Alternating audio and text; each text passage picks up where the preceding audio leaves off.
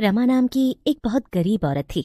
उसका पति नशे में उसे आए दिन मारता पीटता रहता था। रमा ही दूसरों के घरों में खाना बनाकर अपना घर चलाती थी। एक दिन रमा को काम से घर आने में बहुत देर हो जाती है।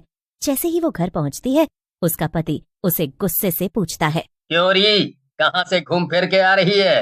ये कैसी बातें कर रहे हैं आप? काम करके आ रही हूँ, और क्या? अच्छा, ये भला कौन सा समय है काम से घर आने का? आपको जो समझना है समझो, लेकिन मैं बस काम में ही लगी थी, इसीलिए मुझे देर हुई। असल में जिस घर में रमा सबसे आखिरी में काम करने गई थी, वहाँ आज दावत थी और इसीलिए रमा को घर आने में देरी हो गई थी। लेकिन उसके पति को रमा का ऐसे जवाब देना पसंद नहीं आया और उसने गुस्से में रमा को मारना शुरू कर दिया। तेरी ये मजाल, तू मुझसे जुबान लड़ा रही है। रुक, आज तो मैं तुझे अच्छा सबक सिखाऊंगा।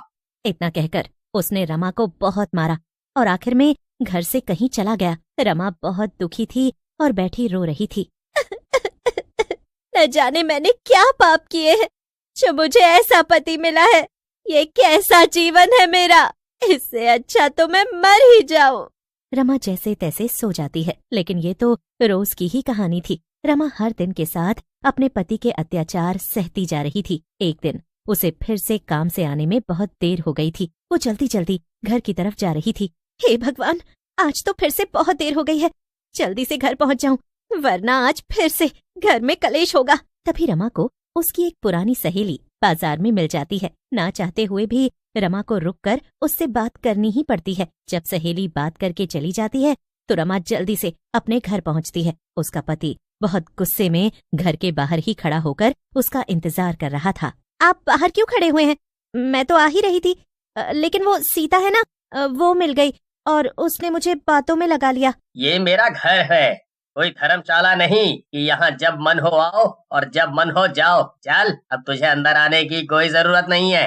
तेरा मन घर से बाहर घूमने में लगता है ना, तो आज तू बाहर ही घूम। इतना बोलकर रमा का पति धक्के मारकर उसे घर से बाहर निकाल देता है। आसपास के लोग ये तमाशा देखकर हंस रहे थे। मैं आपसे विनती करती हूँ, दरवाजा खोल दीजिए, मुझे अंदर आने दीजिए, लोग देख रहे हैं और मजाक बना रहे हैं। रमा के लाख विनती करने के बाद भी उसके पति ने दरवाजा नहीं खोला। आखिर में रमा हार मानकर वहाँ से चल पड़ी। मैं चली तो आई हूँ, लेकिन इतनी रात को जाऊंगी कहाँ? कुछ भी समझ में नहीं आ रहा है। ऐसे रात भर भटक भी तो नहीं सकती हूँ ना।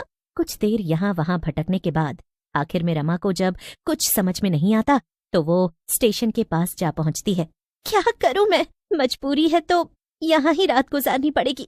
मैं जानती हूँ कि चाहे जितनी माफी मांगू, मेरा पति मुझे घर के अंदर नहीं आने देगा, इसलिए यहीं सोना पड़ेगा। यहाँ ठीक ठाक लोग भी नजर आ रहे हैं। सुनसान सड़क पर सोने से ज्यादा तो यहीं सुरक्षित है। खुद के मन को अपनी ही बातों से बहलाने के बाद रमा स्टेशन के अंदर चली गई। चिंता के मारे उसे नींद ही नहीं आ रही थी। तभी उसे एक बच्चे के रोने की आवाज सुनाई दी। बच्चे को रोता देखकर रमा का ध्यान उसकी हालत पर गया। वो अपनी माँ के साथ बैठा था और उन दोनों ने प्लेटफॉर्म के बगल में ही अपनी झोपड़ी बना रखी थी। ये बच्चा कैसे फटे पुराने कपड़ों में है और इसके साथ ये औरत, ये भी कितनी दुखियारी लग रही है। रमा उठकर उन दोनों के पास गई और बोली, ये तुम्हारा बच्चा इतना रो रहा है, इसे कुछ खाने को दो ना। क्या दे दूं? कुछ होना भी तो चाहिए ना, मेरे पास इसे खिलाने को कुछ भी नहीं है। रमा को उन दोनों की हालत पर बहुत दुख हुआ। रमा ने देखा कि पास में ही एक आदमी पूरी सब्जी बेच रहा था और बच्चा बार बार वही खाने की जिद कर रहा था। रमा पूरी सब्जी वाले के पास गई और बोली, भैया ये एक प्लेट पूरी सब्जी कितने की दी? क्या? 50 रुपए की। 50 रुपए? बाप रे, इतना महंगा! आदमी ने रमा का अपमान करके उसे भगा दिया। मेरे पास तो केवल 50 ही रुपए हैं, इसमें तो बस एक प्लेट पूरी सब्जी ही आएगी। मैंने भी कुछ नहीं खाया है और इस बच्चे के साथ साथ इसकी माँ भी तो भूखी ही है। ओफो, हम खाने वाले 3 हैं और बस एक प्लेट ही खरीदने जितने पैसे हैं। अब क्या करूं? तभी रमा को एक विचार आता है। वो जल्दी से जाकर पास से ही सब्जी और 1 किलो आटा खरीद कर लाती है। वापस आकर उसने उस औरत से पूछा, क्या मैं तुम्हारी झोपड़ी के अंदर आकर खाना बना सकती हूँ? क्या? तुम्हारा बच्चा बहुत भूखा है और मुझे भी भूख लगी है, मैं बहुत अच्छी पूरी सब्जी बना दूंगी। औरत को ये सुनकर बहुत खुशी हुई। उसने खुशी खुशी रमा को पूरी सब्जी बनाने दी। थोड़ी ही देर में रमा की स्वादिष्ट पूरी सब्जी बनकर तैयार हो गई। ये लो बेटा, खाना खा लो। वो बच्चा मोनू बहुत प्यार से अपनी माँ के साथ पूरी सब्जी खाता है। रमा को भी आज बहुत अच्छा लग रहा था। आपका बहुत बहुत धन्यवाद, आपने हम दोनों पर बहुत एहसान किया। अगली सुबह वो घर गई। कल मुही औरत, रात भर कहाँ थी? जब आपने मुझे घर से निकाल दिया तो मैं स्टेशन चली गई थी और फिर मैं वहीं पर ही सो गई थी। रमा चुपचाप घर के अंदर चली जाती है और नाश्ता बनाकर अपने पति को दे देती है। जैसे ही उसका पति नाश्ता कर लेता है, रमा उससे कहती है, सुनिए, मैंने एक फैसला लिया है। रमा की ये बात सुनकर उसका पति जोर जोर से हंसने लगता है। मैंने सोचा है कि दिन में मैं लोगों के घरों में खाना बनाने का काम करूंगी और रात में स्टेशन पर दूसरों से कम दामों पर पूरी सब्जी बेचूंगी। कल मैंने एक माँ बेटे को पूरी बनाकर खिलाई, उन्हें वो बहुत अच्छी लगी। रमा को लगा था कि उसका पति कम से कम इसमें तो उसका साथ देगा ही, मगर साथ देना तो दूर की बात थी। उसके पति को उसकी बातें सुनकर गुस्सा आ जाता है। इस बार उसने फैसला कर लिया था कि चाहे कुछ भी हो, वो स्टेशन पर पूरी सब्जी जरूर बेचेगी और गरीबों के लिए कुछ करेगी। बस बहुत हो गया, अगर तुमने मुझे रात में पूरी सब्जी बेचने जाने नहीं दिया तो मैं दिन में भी काम करना बंद कर दूंगी। रमा की ये बात सुनकर उसका पति एकदम चुप हो जाता है। उसे भी डर था कि अगर रमा ने दिन में काम करना बंद कर दिया तो वो ना तो शराब पी पाएगा और ना ही उसे कुछ खाने को मिलेगा। फिर क्या था, पहले तो रमा दिन में घरों में काम करती है और फिर रात में वो पहले ही अपने घर पर पूरी सब्जी बना लेती है और इसके बाद पूरी सब्जी लेकर वो स्टेशन पहुंच जाती है। ले लो, कम दामों में पूरी सब्जी ले लो, सिर्फ 10 रुपए की प्लेट। 10 रुपए सुनकर कई गरीब लोग रमा की दुकान पर आ जाते हैं और उसकी पूरी सब्जी खाने लगते हैं। 2 दिनों तक ऐसे ही चलता है, लेकिन रमा का पति अंदर ही अंदर रमा से कुढ़ रहा था। एक रात जब रमा स्टेशन पर पूरी सब्जी बेच रही थी, उसका पति नशे में घर पर पड़ा हुआ था। रमा का पति नशे की हालत में रमा को ढूंढने निकल जाता है।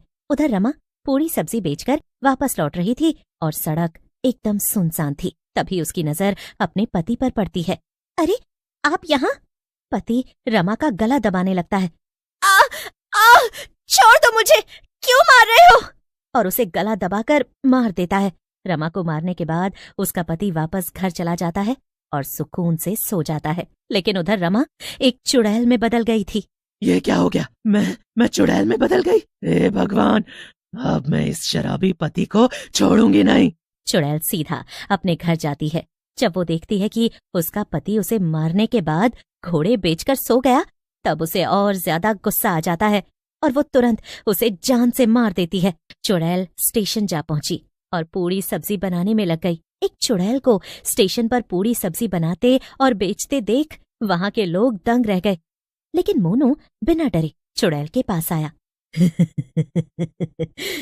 तूने मुझे पहचान लिया मोनू? मोनू के पीछे से उसकी माँ भी आ गई और उसने भी चुड़ैल को पहचान लिया। चुड़ैल ने अपनी सारी कहानी मोनू और उसकी माँ को बताई। हे भगवान, ये तो बड़ा अनर्थ हो गया, अब तुम क्या करोगी?